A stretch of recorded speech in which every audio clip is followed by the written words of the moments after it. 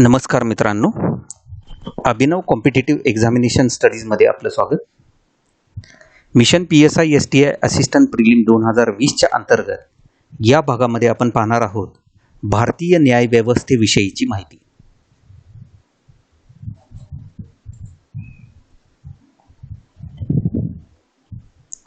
न्यायपालिका हे राजकीय व्यवस्थेचे महत्त्वाचे अंग मानले जाते. भारतीय संघराज्यात न्यायपालिकेला विशेष महत्त्वाचे स्थान आहे. भारतीय राज्यघटनेच्या 5व्या व 6व्या भागात अनुच्छेद 124 ते 146 मध्ये तसेच अनुच्छेद 294 ते 337 मध्ये न्याय व्यवस्थेची तरतूद करण्यात आलेली आहे. भारतात एकेरी न्यायदान पद्धती आहे. मध्यवर्ती व घटक राज्यांची अशी वेगवेगळी न्यायालये आपल्याकडे नाहीत. मित्रांनो, आपल्या भारतामध्ये केंद्रामध्ये आणि घटक राज्यांमध्ये अशी वेगवेगळी न्यायालये नाही आहेत. आपल्याकडे केंद्रासाठी तसेच घटक राज्यांसाठी हे एकाच पद्धतीची न्यायालये आहेत. म्हणून भारतात एकेरी न्यायदान पद्धती आहे असे म्हटले जाते.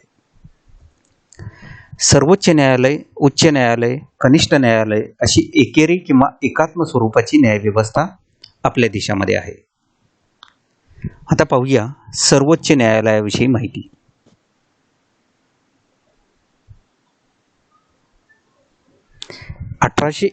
च्या कायद्यानुसार मुंबई, चेन्नई, कोलकाता, लाहोर, अलाहाबाद, पाटणा इत्यादी ठिकाणी उच्च न्यायालये स्थापन करण्यात आली होती.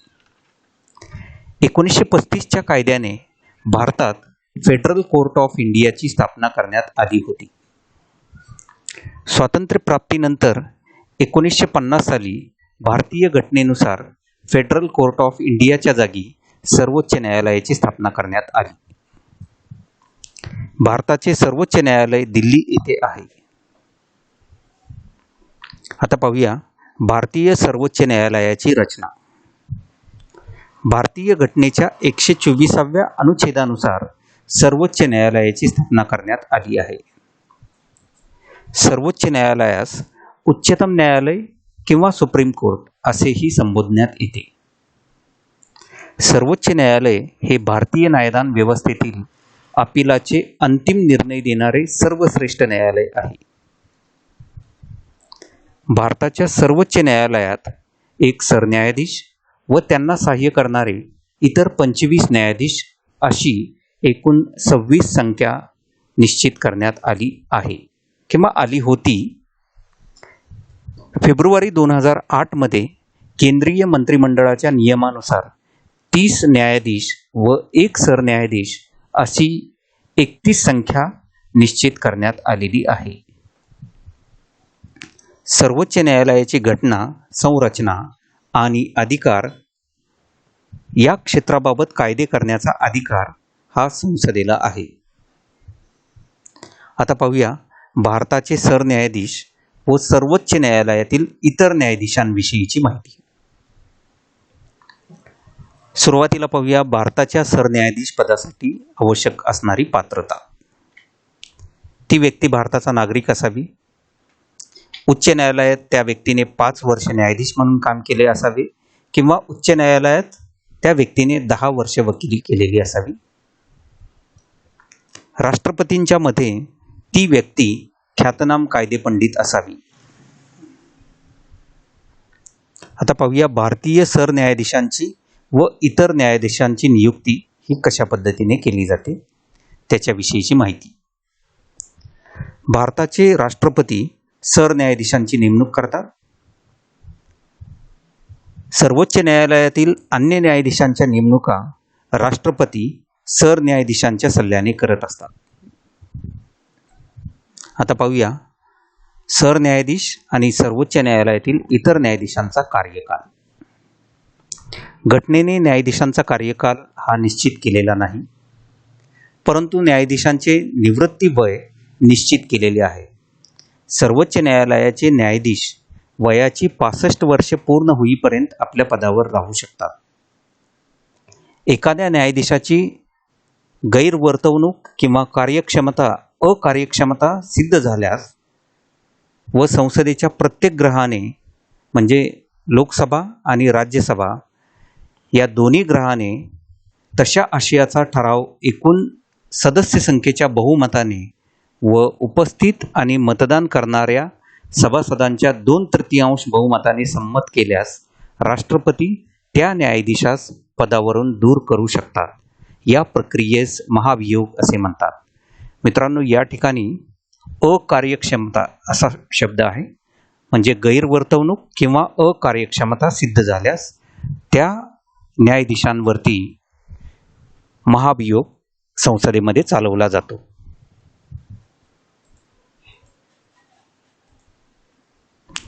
आत्तापर्यंत अशा पद्धतीने एकही न्यायाधीश या पदावरून दूर झालेले नाहीत.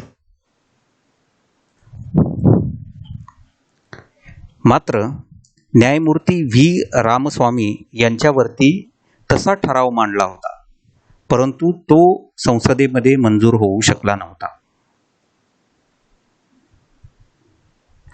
निवृत्तीनंतर न्यायाधीशांना भारतातील कोणत्याही न्यायालयात वकिली करता येत नाही. तथापि सरकार त्यांच्यावर विद्यापीठाचे कुलगुरुपद, चौकशी आयोगाचे अध्यक्ष इत्यादी जबाबदाऱ्या देऊ शकतात. आता पाहूया सर्वोच्च न्यायालयाचे अधिकार क्षेत्र. सर अल्लादी रामकृष्ण अय्यर आणि सेटलबार्ड यांच्या मते जगातील इतर कोणत्याही सर्वोच्च न्यायालयापेक्षा भारताच्या सर्वोच्च न्यायालयाला जास्त प्रमाणात अधिकार प्राप्त झाले आहेत. सर्वोच्च न्यायालयाचे खालीलप्रमाणे अधिकार क्षेत्र आहेत. प्रारंभिक अधिकार क्षेत्र, पुनर्निर्णयात्मक अधिकार क्षेत्र, सल्लाविषयक अधिकार क्षेत्र, न्यायिक पुनर्विलोकनाचा अधिकार आणि संकीर्ण अधिकार क्षेत्र. घटनेच्या 143व्या अनुच्छेदानुसार राष्ट्रपतींना आवश्यकता वाटल्यास सर्वोच्च न्यायालयाचा सल्ला घेऊ शकतात. म्हणजे राष्ट्रपती आवश्यकता वाटल्यास सर्वोच्च न्यायालयाकडून सल्ला घेऊ शकतात, परंतु असा सल्ला हा राष्ट्रपतींवर बंधनकारक नसतो. आता पाहूया न्यायिक पुनर्विलोकन म्हणजे काय, त्याच्याविषयीची माहिती. विधिमंडळाने संमत केलेला कायदा तसेच कार्यकारी मंडळाची कोणतीही कृती यांची वैधता तपासल्यास जर ती संविधानाशी विसंगत आढळली तर ती घटनाबाह्य किंवा असंविधानिक घोषित करण्याचा अधिकार म्हणजे न्यायिक पुनर्विलोकनाचा अधिकार होय. भारतीय घटनाकारांनी न्यायिक पुनर्विलोकनाची तरतूद ही अमेरिकेच्या राज्यघटनेवरून घेतली आहे. आता पाहूया अभिलेख न्यायालय याच्याविषयीची माहिती. अनुच्छेद 129 अन्वये भारताचे सर्वोच्च न्यायालय हे अभिलेख न्यायालय आहे. या न्यायालयाचे निर्णय अभिलेखित केले जातात आणि त्यांना कायद्याचे स्वरूप प्राप्त होते. सर्वोच्च न्यायालयाच्या निर्णयांना भारतातील कोणत्याही न्यायालयात आव्हान दिले जाऊ शकत नाही. सर्वोच्च न्यायालयाचे निर्णय भारतातील सर्व न्यायालयांवर बंधनकारक असतात. न्यायालयीन पुनर्विलोकनाच्या अधिकारामुळे नागरिकांच्या मूलभूत अधिकारांचे रक्षण, संघराज्य पद्धतीला स्थैर्य, कायदेमंडळाकडून योग्य व सुसंगत कायद्याची निर्मिती, अल्पसंख्याकांना संरक्षण, राज्यघटनेचे पावित्र्य राखणे ह्या बाबी शक्य झाल्या आहेत. आता पाहूया उच्च न्यायालयांविषयी माहिती.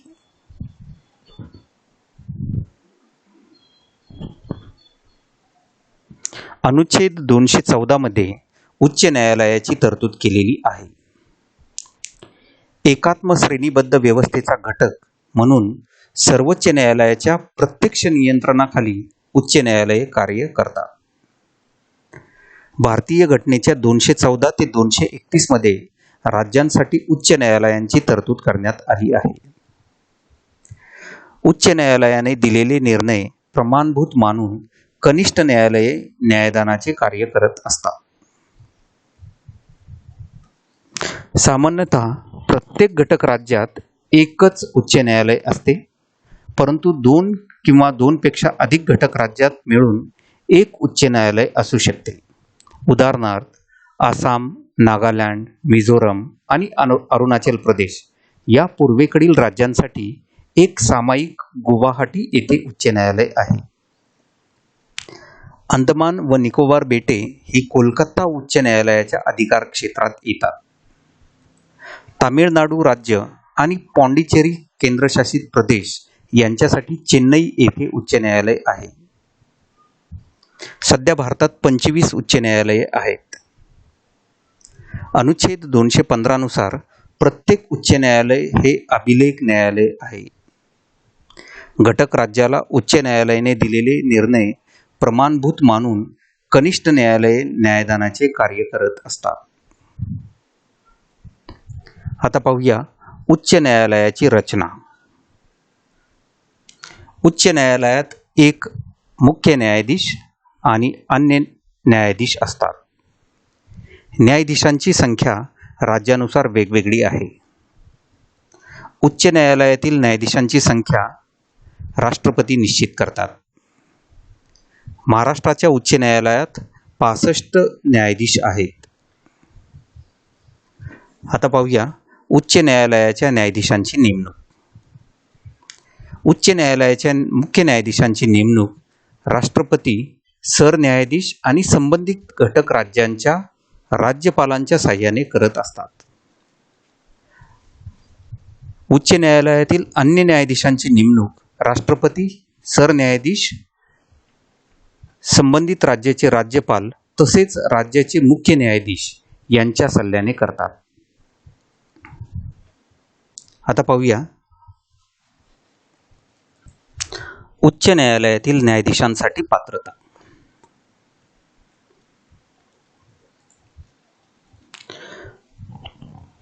ती व्यक्ती भारताचा नागरिक असावी. भारतात न्यायिक पदावर किंवा भारतात न्यायिक पदाचा त्या व्यक्तीस कमीत कमी 10 वर्ष अनुभव असावा किंवा उच्च न्यायालयात कमीत कमी 10 वर्ष वकिलीचा अनुभव असावा. आता पाहूया उच्च न्यायालयातील न्यायाधीशांचा कार्यकाल. एकदा नेमणूक झाल्यावर उच्च न्यायालयाचे न्यायाधीश वयाच्या 65 वर्षापर्यंत पदावर राहू शकतात.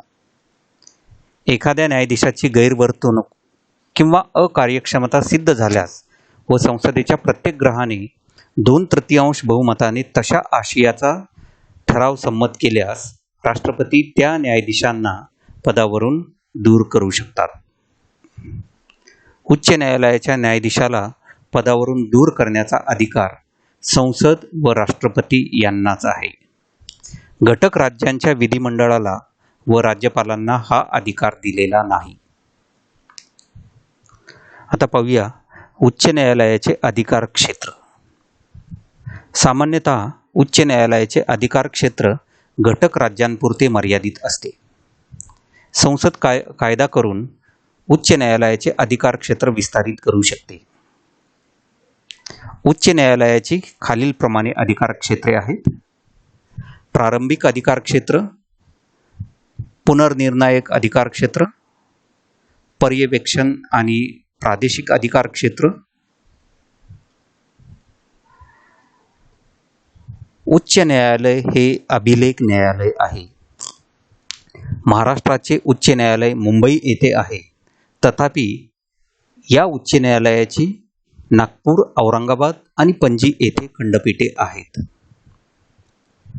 आता पाहूया कनिष्ठ न्यायालयांविषयी माहिती. अनुच्छेद 232 ते 237 मध्ये दुय्यम म्हणजेच कनिष्ठ न्यायालयांची तरतूद केलेली आहे. प्रत्येक राज्यात कनिष्ठ न्यायालये असतात. ही कनिष्ठ न्यायालये उच्च न्यायालयाच्या नियंत्रणाखाली असतात. कनिष्ठ न्यायालये जिल्हा आणि तालुक्याच्या ठिकाणी असतात. काही स्थानिक किरकोळ फरक वगळता कनिष्ठ न्यायालयांची रचना व कार्य संपूर्ण देशात एकसारखीच आहेत. आता पाहूया कनिष्ठ न्यायालयांमधील जिल्हा आणि सत्र न्यायालय याच्याविषयीची माहिती. जिल्हा आणि सत्र न्यायालय हे जिल्ह्यातील प्रमुख न्यायालय आहे. या न्यायालयात दिवाणी आणि फौजदारी खटले चालविले जातात. जेव्हा न्यायाधीश दिवाणी खटले चालवतात तेव्हा त्यांना जिल्हा न्यायाधीश व फौजदारी खटले चालवितात तेव्हा त्यांना सत्र न्यायाधीश असे म्हणतात. जिल्हा न्यायाधीशांना मदत करण्यासाठी इतर दुय्यम व सहाय्यक न्यायाधीश असतात.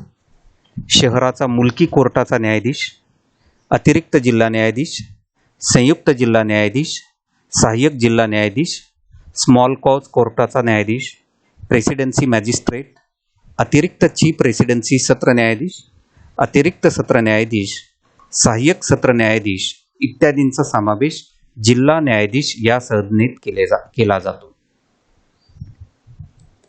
आता पाहूया जिल्हा न्यायाधीशांची नेमणूक कशा पद्धतीने केली जाते. राज्यपाल घटक राज्यांच्या उच्च न्यायालयाचा सल्ला घेऊन जिल्हा पातळीवरील न्यायाधीशांची नेमणूक करतात. कनिष्ठ न्यायालयातील न्यायाधीशांसाठी आवश्यक असणारी पात्रता आता आपण पाहूया. जिल्हा पातळीवरील न्यायालयात 7 वर्ष त्या व्यक्तीचा वकिलीचा अनुभव असावा. जिल्हा न्यायाधीशांच्या नियंत्रणाखाली 3 स्तरावर दिवाणी व फौजदारी व दुय्यम न्यायाधीशांचे कार्य चालते. आता पाहूया दिवाणी न्यायालय म्हणजे काय. दिवाणी न्यायालयात व्यक्तींच्या हक्कांवर गदा आणणारे तंटे सोडविले जातात. उदाहरणार्थ जमिनी संबंधीचे वाद, भाडे करार, घटस्फोट इत्यादी. आता पाहूया फौजदारी न्यायालय म्हणजे काय. गंभीर स्वरूपाचे गुन्हे फौजदारी न्यायालयात मांडले जातात. उदाहरणार्थ चोरी, घरफोडी, हुंड्यांसाठी छळ, हत्या इत्यादी. आता पाहूया city civil and sessions court म्हणजे काय. जिल्ह्यातील न्यायालयांच्या रचनेपेक्षा राजधानीतील कनिष्ठ न्यायालयांची रचना ही थोडीशी वेगळी असते. त्यांना city civil and session court असे म्हणतात. महाराष्ट्राचे city civil and session court हे मुंबई येथे आहे. या न्यायालयांचे कामकाज जिल्हा न्यायाधीश दर्जाच्या न्यायाधीशांमार्फत चालते. या न्यायालयात 50,000 रुपयापर्यंतचे दावे चालतात. आता पाहूया लघुवाद न्यायालय म्हणजे काय.